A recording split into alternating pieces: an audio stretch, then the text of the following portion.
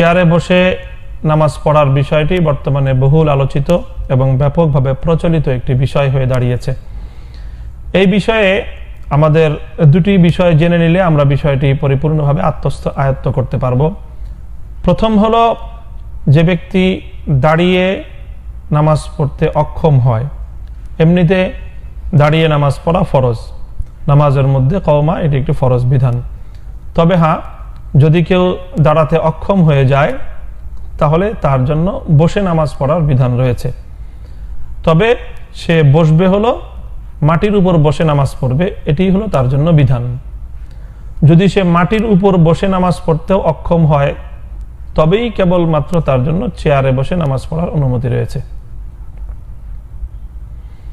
অর্থাৎ দাঁড়িয়ে নামাজ পড়বে, দাঁড়াতে অক্ষম হলে মাটিতে বসবে, মাটিতে বসতেও যদি অক্ষম হয় তবেই কেবলমাত্র চেয়ারে বসে সে নামাজ পড়তে পারবে। আর দ্বিতীয় হলো যে রুকু সেজদা করা।